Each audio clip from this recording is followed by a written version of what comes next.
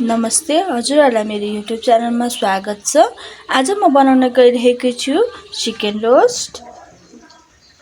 हेर्नुस्, यसरी नै सजिलोसँगले हजुरहरूले पनि घरमा बनाउन सक्नुहुन्छ।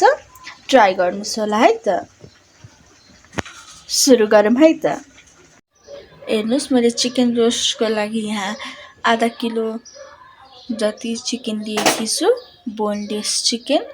र अब यसमा म अदुवा लसुनको पेस्ट हाल्छु अलिकति,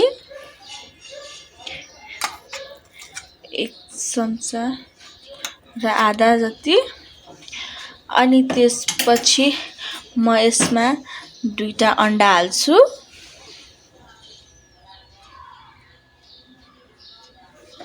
अब यसमा म अलिकति दही पनि हाल्छु, जुन चाहिँ मैले ठुलो चम्चाको 2 चम्चा मात्र लिएकी छु।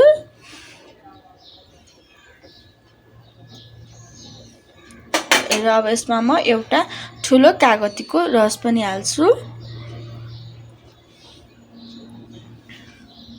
र अब यसमा म बेसार हाल्छु, चम्चा, र जिरा र मेथीको धुलो हाल्छु। र यसमा म अलिकति तेल पनि हाल्छु। र अब यसलाई म मजाले मिक्स गर्छु। यसमा मैले नुन चाहिँ हालेको छैन। नुन चाहिँ अहिले पछि हामीले जब पकाउने बेला, यसलाई तार्ने बेला हुन्छ तब मात्र हाल्छु। यो मिक्स भइसकेको छ र अब यसलाई म 1 देखि 2 घण्टा जति यसलाई म यतिकै छोडिदिन्छु। त्यसपछि मात्र म यसलाई रोस्ट गर्न थाल्छु, मतलब तार्न थाल्छु। हेर्नुस्, हाम्रो मैले यो चिकनलाई मैले 3-4 घण्टाको लागि रेस्ट गर्न राखिसकेको छु। र अब यसमा म नुन हाल्छु स्वाद अनुसार।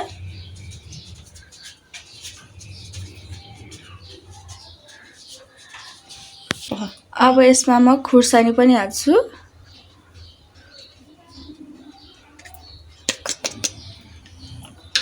अनि यसमा म मिट मसला।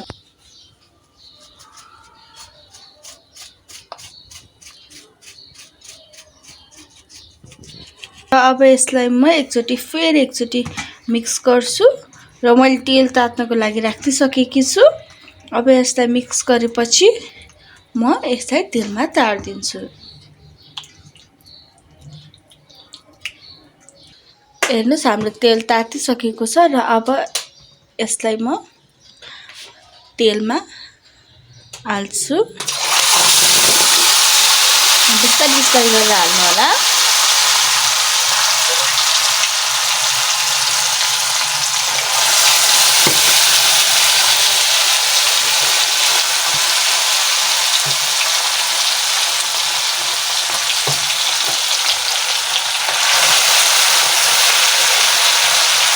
अब यसलाई हामी एकछिन फ्राई हुनको लागि राखिदिन्छौँ।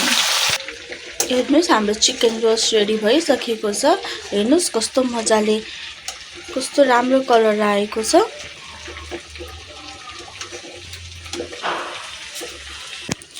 हेर्नुस्, हाम्रो चिकन रोस्ट रेडी भइसकेको छ।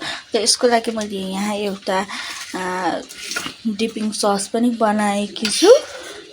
हेर्नुस्, हजुरहरूलाई यो भिडियो कस्तो लाग्यो लाइक, शेयर र सब्स्क्राइब गरिदिनु होला। Thank you for watching.